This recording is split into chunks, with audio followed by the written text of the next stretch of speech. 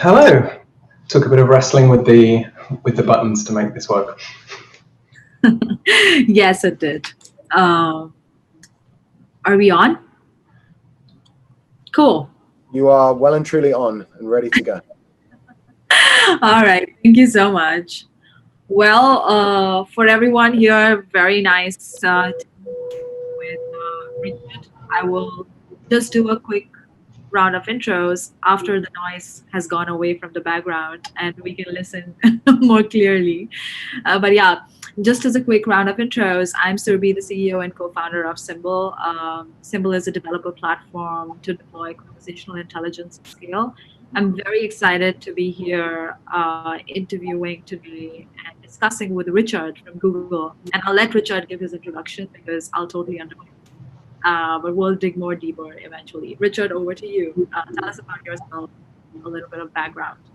Yeah, thank you, Surbhi. So, my name's Rich Dutton. I work at Google where I run a team entirely dedicated to enterprise AI, kind of working with anyone from HR to legal to buildings. I've been doing this for a few years, and before that I spent time in startups and quite a lot of time in the finance industry and hedge funds and investment banking, and actually started my career at Microsoft in speech recognition a long time ago now. As was mentioned, I also teach machine learning and data science on the side, which kind of helps keep me somewhat legit, and enjoy both these things very much. Awesome. Well, thank you. So for everyone here, it's going to be a special discussion with Richard here. I'm sure we'll learn a lot today. Just getting Richard's thoughts about his background, what we envision, how is the ecosystem in Google, outside Google, all the questions that we'll touch base on. So I hope you have a good time. If you have any questions, feel free to bring it in the chat and then I can take it from there eventually towards the end. So, Richard, you have an extensive background in engineering and data science, and you touched a little bit upon corporate engineering and your role within Google as a head of machine learning for corporate engineering, or you refer to that as also enterprise AI. Tell us a little bit more about that role itself, and what does that entail, and what kind of teams within Google do you end up working with on a daily basis? Yeah, so Google has this organization cryptically called corporate engineering, which you can think of as kind of enterprise IT. And that organization is responsible for, on the one hand, facing off to all of what you might think of as like the different business units of Google. Like I mentioned, like lawyers and HR. You can think of like ethics and compliance as well, buildings, facilities. And then also just kind of a lot of the internal technology to Google. So we have our own like video conferencing system called GBC, and that is kind of owned by this organization. We have our own intranet, and that's also owned by this organization. So until like a few years ago, there wasn't much ML happening in that org. And so my team was set up as a horizontal to kind of serve all of those different kind of business needs as effectively like a horizontal center of excellence for machine learning. Okay, that's awesome. So, we've been operating in conversational AI over the last couple of months, just directly diving deep into the technologies that you're working with today. And as a CEO and co-founder myself of the platform that we're building here, it's always exciting to see how much leapfrog the speech and NLP has made over the last couple of decades, right? What is your opinion and just like your thoughts around what has led to this quantum leap since I would say 2000s to now 2020? Humongous amounts of advancements made in speech and NLP. Yeah, I can certainly kind of second that when I was working on speech in 2000, it was not all of that, shall we say. It was actually kind of a depressing thing to work on because we would always kind of dog food it and just be like, oh man, this doesn't work at all. And as you say, like now things are so different, both for speech, but also for NLP. I think for, speaking for speech, maybe there has been an algorithmic kind of round of improvements, and the state of the art when I was back 20 years ago was hidden Markov models and such, and now as with everything, deep learning is a core part of all of these systems. But of course, a big part of that has just been the kind of growth of data. As with much machine learning, like you couldn't have done then what we could do now because you didn't have the data sets. And I think that's particularly true with speech. With NLP, I think for me it's almost more interesting, and I think that as you observe, it's had like a quantum leap in the last maybe 5, 6 years, and I was actually just reading the T5 paper over the last few days. I gave an internal paper review, which is a thing we do at Google quite a bit, where someone just learns about something and teaches everyone else. And that paper is fantastic because it does provide like a tour de force of like all of the different technologies and like what got us to where we are today. And so T5 itself is kind of, it's a great model, but the paper is even more interesting because it describes all of the steps that kind of led them to determining what the current state of the art is. And then they simply employed all of those steps and then scaled the model up and got fantastic results. And I think the key thing there has been transfer learning and figuring out transfer learning. So, from the early days of word to vec, and being able to kind of reuse those encodings in other downstream tasks, I think that was immediately like a huge jump over bag of words and TF-IDF. But what's possible now with models like BERT and T5 and OpenGPT-3 it blows you away. And I think it's all because in the case of really any of these models, we train them on give or take the whole internet, at least the whole part of the internet that's not junk. And then through that, we can kind of transfer the knowledge that they learn to these more specific tasks where my team might want to do like ticket routing, say. And we effectively can pull off the shelf one of these models that already has like a pretty significant understanding of human language. And so I think that's been game changing. Yeah, I think also the amount of like delta that goes beyond it is becoming lesser and lesser. So initially you would end up like spending huge amounts of time actually getting a model to production, and now that delta is reduced like drastically. So yeah, totally second that. So how does the future of speech and NLP from your perspective look like? Like, I'm very sure it's going to be super massively different from the last decade that we have seen, just because of where we are right now. So what kind of advancements do you envision taking place? Yeah, it's almost kind of, I don't want to say frightening to think about, it's exciting to think about. And so hard to say, because I don't think that one would have predicted 5 years ago that we would have made the leap that we have in the last 5 years. And now from where we have got to, NLP technologies are at such a stage that you kind of wonder where you could go to next. Like, what's better than being better than humans at almost every one of these tasks, and maybe we're still kind of a little ways away from like these models being able to kind of compete with us on creative writing, say, but we're not very far away if you look at the kinds of text that GPT-3 is producing in multiple different domains, like poetry and music and journalism articles. It seems like we're already kind of have 1 foot out of the uncanny valley there. So I guess I expect that to just get to that kind of 99.9% stage where it pretty much isn't making any mistakes and just doesn't do anything stupid. And then beyond there, maybe the most kind of interesting thing will be how it kind of generalizes further. And maybe that's what got people excited about GPT-3. Not that it was like, such a, from a modeling standpoint or even performance on benchmarks, it's not like numerically like amazing, but it suddenly gives this appearance of intelligence. And if we can continue down that avenue, then it's going to be interesting. What are your thoughts there? It's clearly Yeah, very much within the name.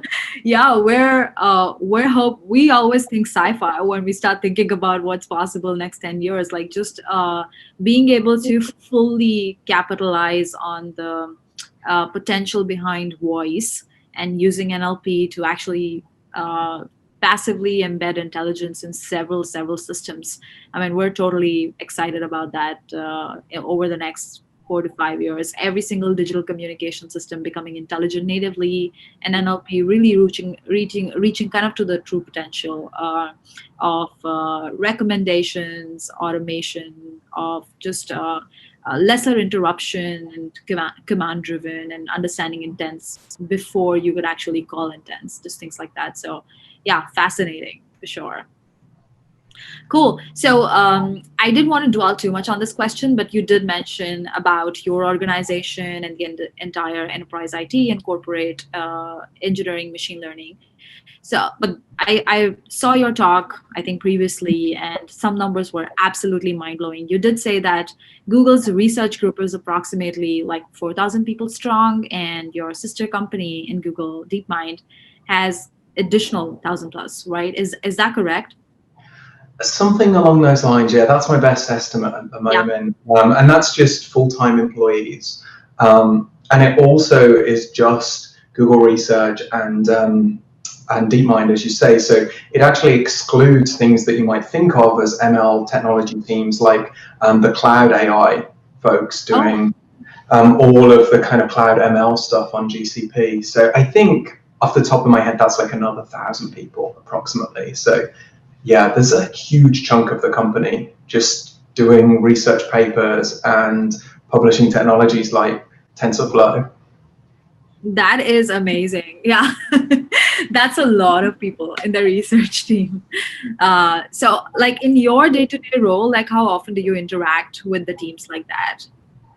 Yeah, quite a lot actually. I think so. For us, sitting as a horizontal, there's a couple of ways in which we end up leaning on research. One is kind of being just a conduit to help others get to research. So, from like very simplistically, if someone wants to do like a state of the art, oh, sorry, my screensaver came on.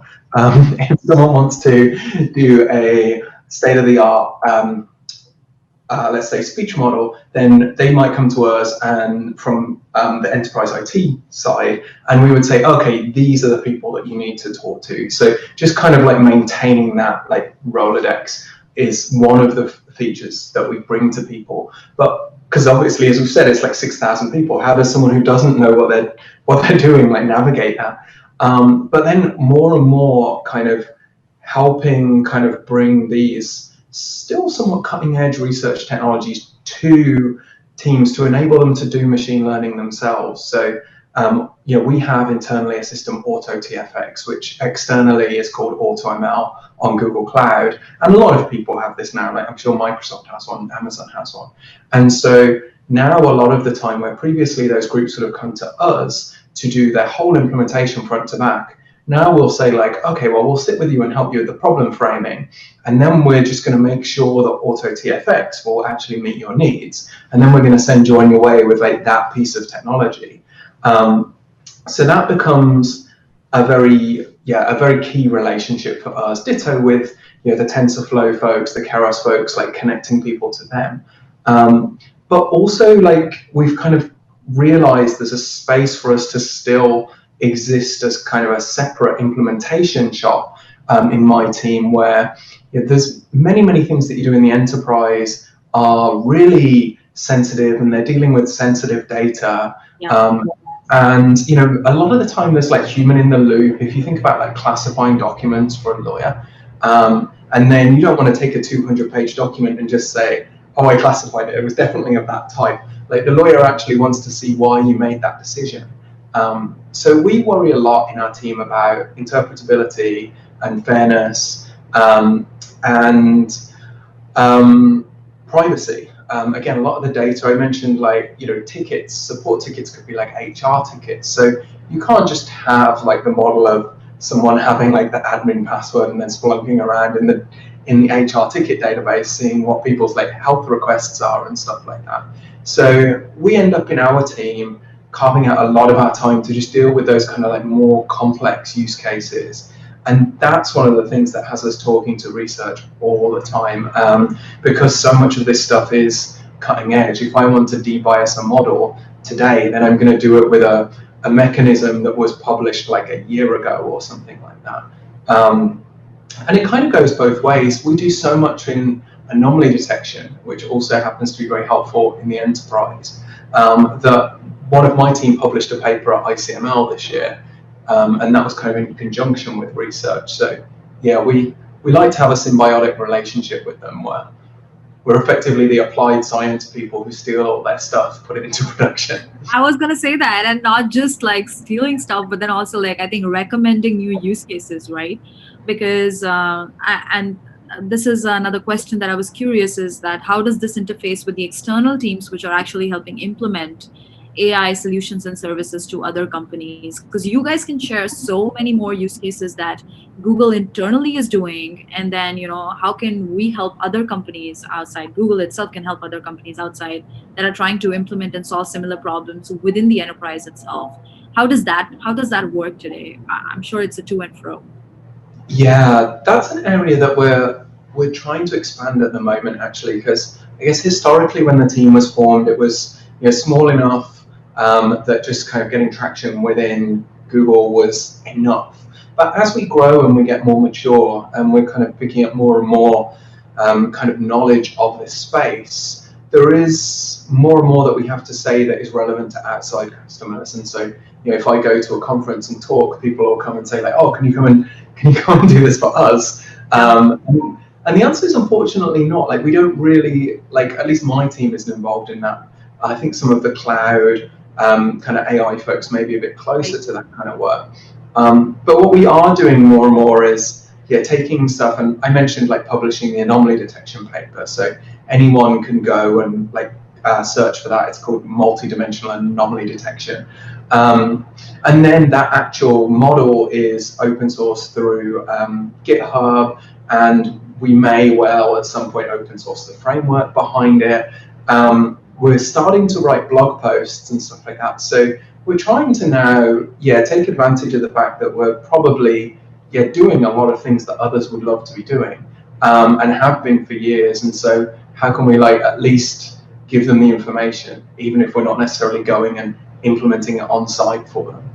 True. Yeah, I think one of the biggest hindrances in just scaling intelligence and AI implementations is also like how does it fit in my ecosystem, and solving for that question just enables businesses to just think that it is practically possible to do it today and not wait for like, let's say, the six months or the 1 year to take a leapfrog. So yeah, that's gonna be helpful.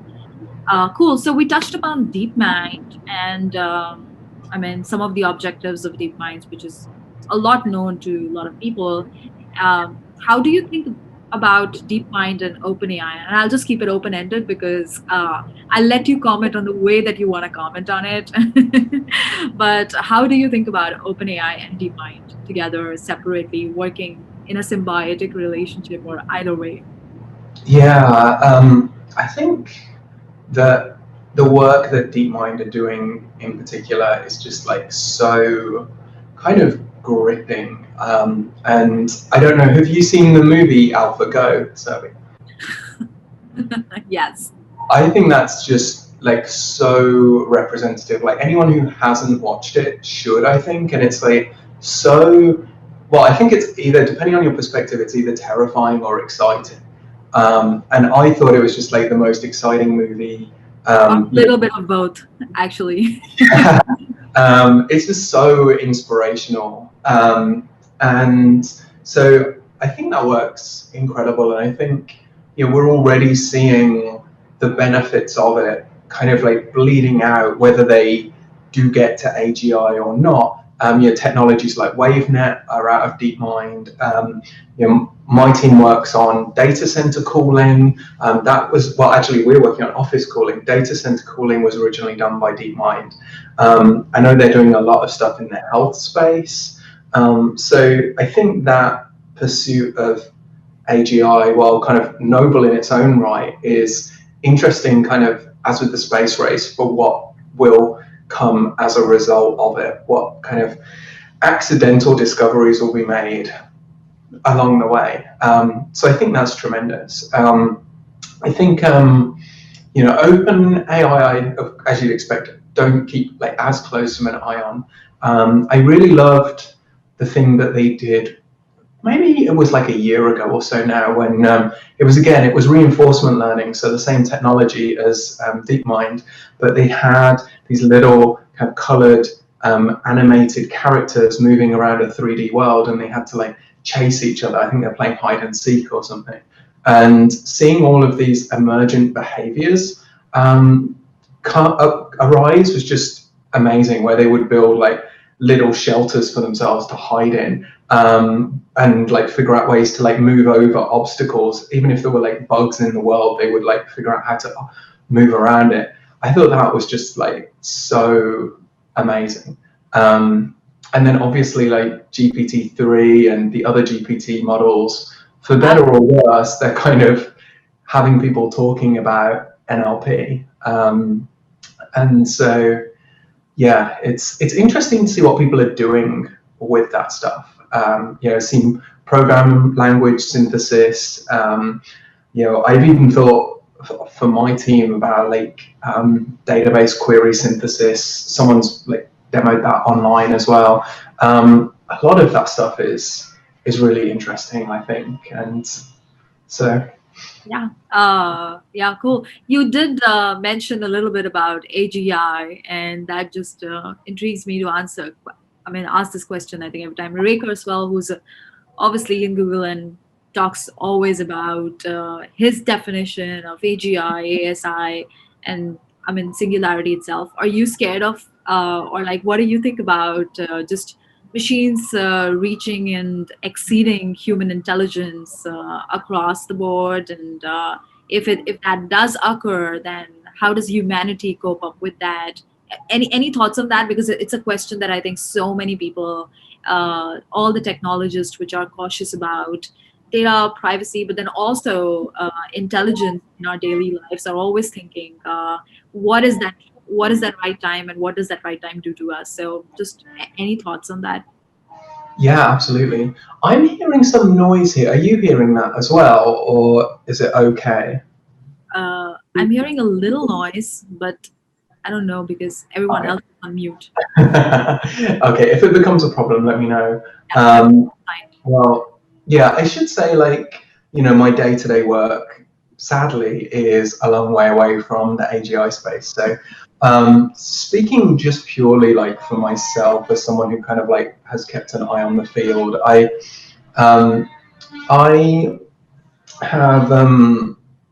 I think I can't even remember when I read Ray Kurzweil's book, but I think I was pretty young, so it was probably one of the early ones, and I always just found that kind of fascinating and inspiring. And I guess I kind of grew up in the Star Trek: The Next Generation generation, and so for me, kind of like intelligent robots were not. I wasn't kind of programmed to be fearful of them. And I mean, as an aside, it's kind of crazy that now I work with like direct reports of Ray's, which is I've not met him myself, but I think I've actually done paper reviews for some of his direct reports. So that's just amazing. So I think I'm in the camp of the people who believe that we will ultimately kind of probably converge in some way. I'm very excited by Neuralink's technology. I really love the mission of that company. Everything that Elon's doing in general. Yeah, totally. So much of that stuff is magical, and again, like, so inspiring. Even Tesla's self-drive alone is just wild. Huge fan of that, and I suspect that that's where we're going to go. I see less reason to be concerned than many people do. I guess I'm kind of in Andrew Ng's camp of, we'll worry about that when we worry about overpopulation on Mars. Not to say that, people shouldn't be thinking about it now and starting to study it now, but it doesn't keep me up at night. It just keeps me excited, I would say, and like just feeling grateful to be alive at this time where we get to see like the most crazy rate of change in humanity and from a technology perspective. So, I mean, just accept and welcome and be cautious about the other dimensions. And I think some of the things that people are always worried about, the implementation of biases at scale, like not to talk about from any specific company, because I'm sure every single company is doing the best they can in order to work through that. But just having the notion of how many sensitive nuances when technology scales can implement at such a level to humanity, and making sure that we control and take measures at the scale that we are in today, so that when we achieve that, we are on the right track. And I think just touching upon it, but I know everyone is doing the best that they can in order to do that. Yeah, I think that's funny because it seems like there's almost a hypocrisy in the things that people worry about with AI, and maybe some of that is that these things will kind of, I mean, of course they're legitimate concerns, but maybe they were more kind of like of an issue kind of several years ago. Again, just speaking kind of like from my personal experience, nothing too professional in here, but it seems to me now that the things that we worry about with neural networks, say, then interpretability, I feel confident that I can make a neural network which is more interpretable than human decisions. Again, there's like a hypocrisy there that there's this kind of false ideal that we hold up of knowing what humans are doing, and there's all of this research on cognitive biases and how we like make our mind up before we even realize like the question has been asked, pretty much. And then you mentioned biases, and again, kind of like just my opinion, but seeing some of the technological advancements in that space and the work that many people are doing,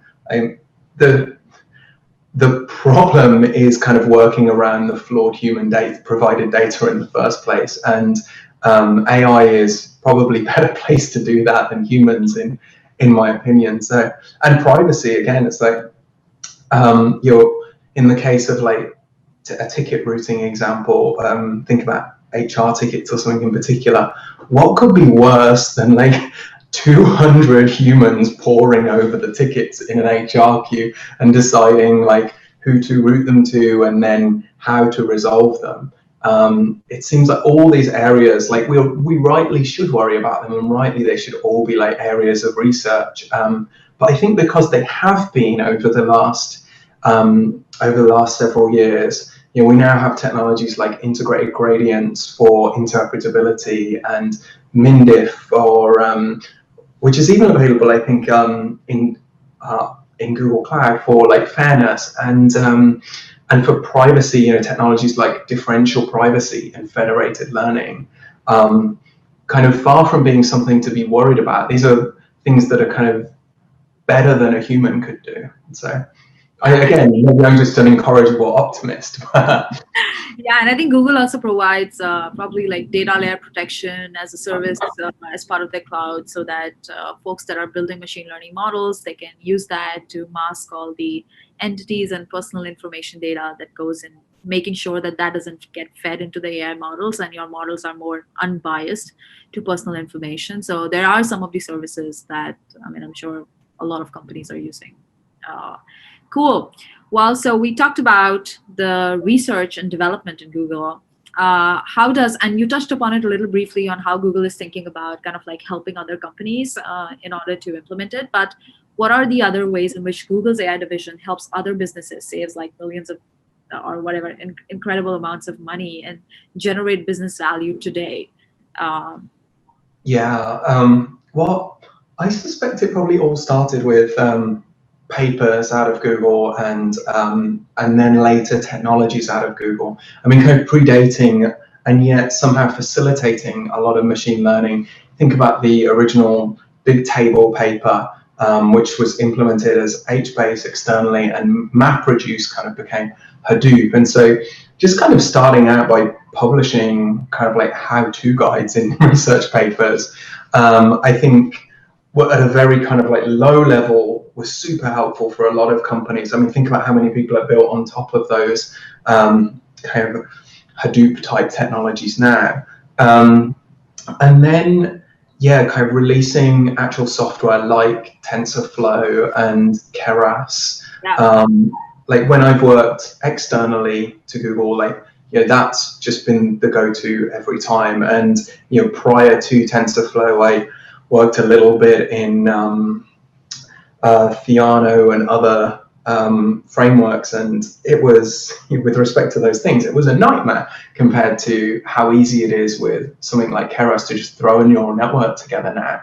And then, more recently we've had like the cloud AI division, and so just kind of like it's getting higher and higher at each stage. And now with cloud, you may not know much about machine learning, but you can probably figure out how to call this endpoint and throw your audio data at it to get speech recognition. And so providing those kind of like building blocks at, levels of granularity across the spectrum, from really hardcore papers to systems that you just kind of plug and play, I think is probably where we're most helpful. And I know we do have cloud consultants and like, customer success people who really help a lot with all of that stuff. And my team has provided some technology which ultimately is kind of going out through them too. But I think it doesn't have to be it doesn't have to go there necessarily. Like there's something available for everybody at every layer of kind of sophistication and expenditure. And so much of this stuff is free. Probably most of it, the vast majority of it, you might say, is free. Yeah. So when companies think about their AI strategy, I mean, considering specifically now post-COVID, people are thinking about identifying several growth opportunities for their own business and implementing AI and machine learning to reduce cost optimization, increase growth, and several different business values. For business leaders, what are some of the efforts that you think that they can do to create AI first culture that empowers engineers and builders in the organizations to think about the ways to optimize and save time, and also, identify patterns that can be done quickly as opposed to spending like huge amounts of time doing it manually? So how should actually do you think that companies should think about their AI strategy? Yeah, well, I think the first place to look is, anywhere that you've got a large number of people doing something that doesn't seem like that creative. And, anytime you've got kind of an army of people who are responsible for something like, something that boils down in one way or another to like classifying documents or like answering support calls or something like that. Not to denigrate any of this work, but I think, anytime you see like huge groups of people and they're all busying themselves away with something, a lot of the time that can be amenable to employing AI. And we have had real success kind of like across business lines in just kind of identifying those areas. I think what's helped us be successful is, one, having a kind of horizontal team, because I think there's an anti-pattern. Like, we'll probably get there eventually, but right now there's an anti-pattern whereby you've got someone on their team who did a master's in machine learning like 5 years ago or something, and they want to jump into production and start messing around with everything. And I haven't seen that work in a like naively employed. And I think pulling a group of people who like, this is their genuine job, pulling them together, and then if that person with the masters wants to kind of join that team and be kind of like brought up by that team, then that's great. But having this like center of excellence really helps us, and it helps us kind of build and maintain that team, because everyone wants to work in a central ML group with other ML people.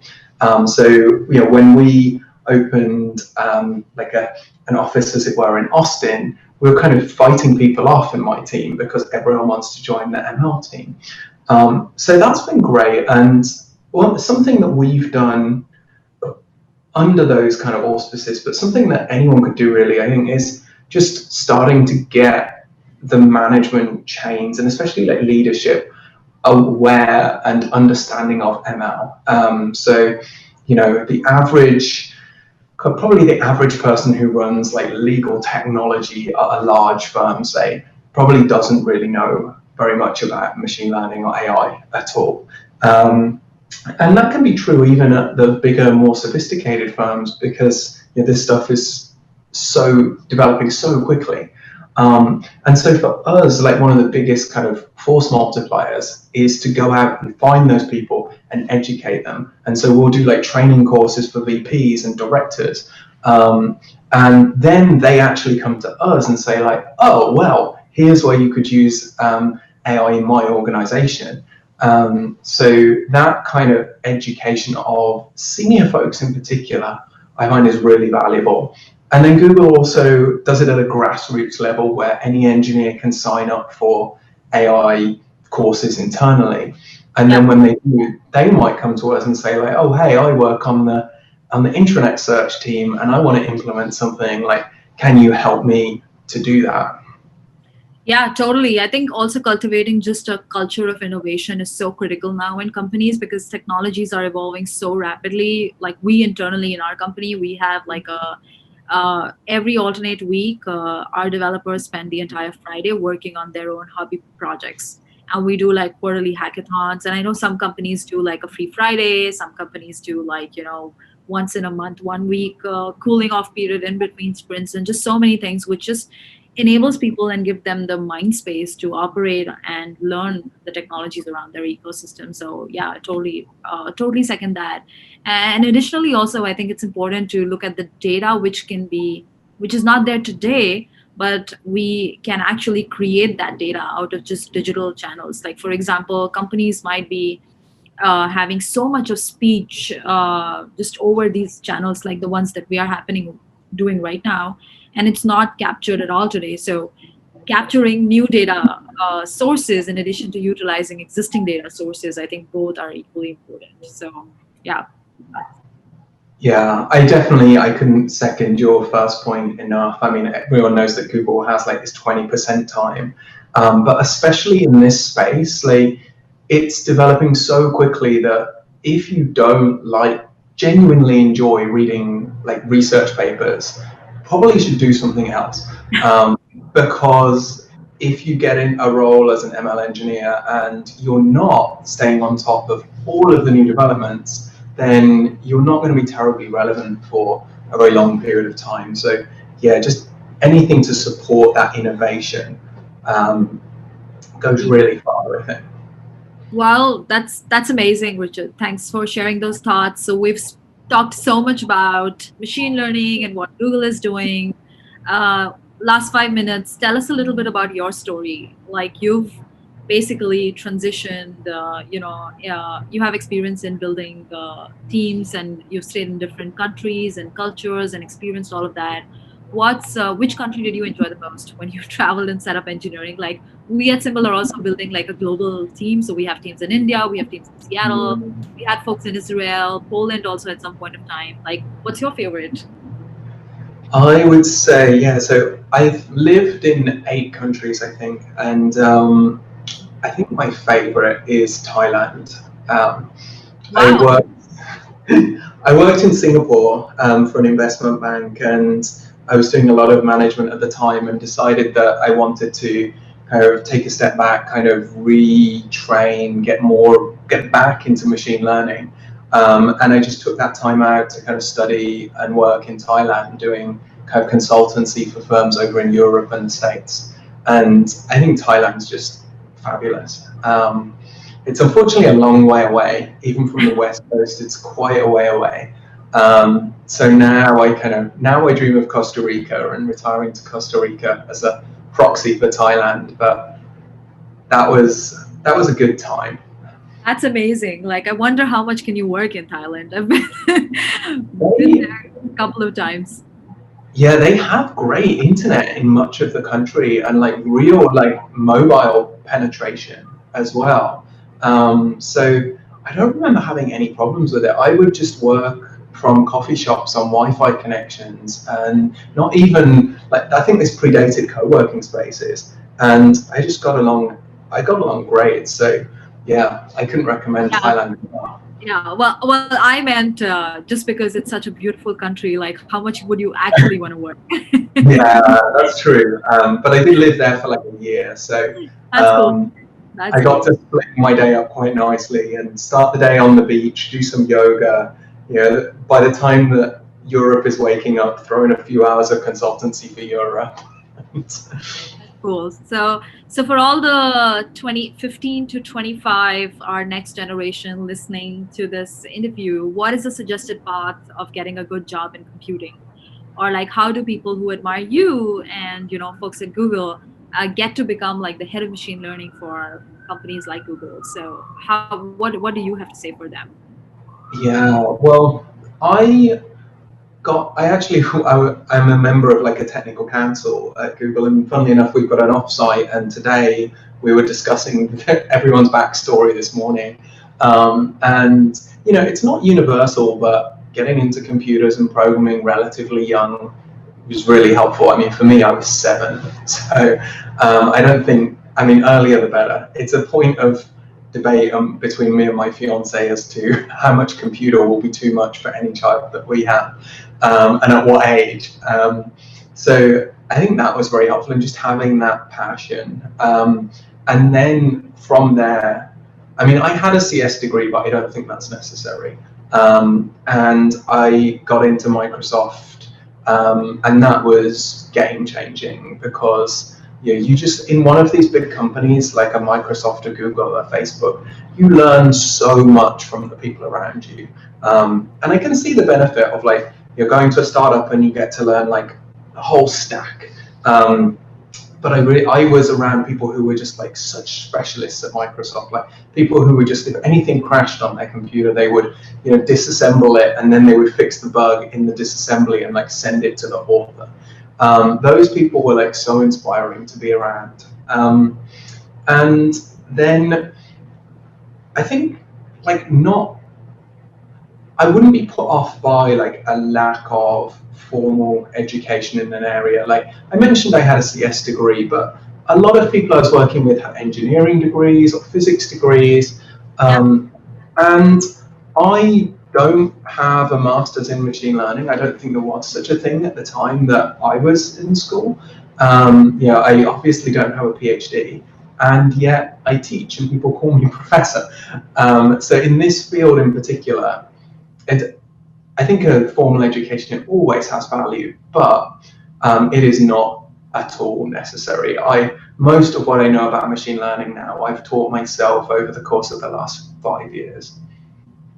Yeah, I think that's very inspiring for everyone to hear that you don't need PhDs to get into positions like this. And now there are all kinds of like open source material available, like companies, like even companies like Fast.ai, which is a friend who's like building so much content for folks to learn machine learning and AI.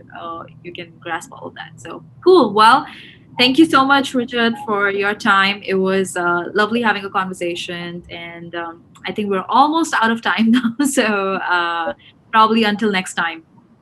All right, it was lovely chatting to you, Sam. Thank Thanks you. very much. Thank you so much, guys. That was Richard Dutton, from the head of machine learning and at Google and AI, talking to Surbhi Rathore.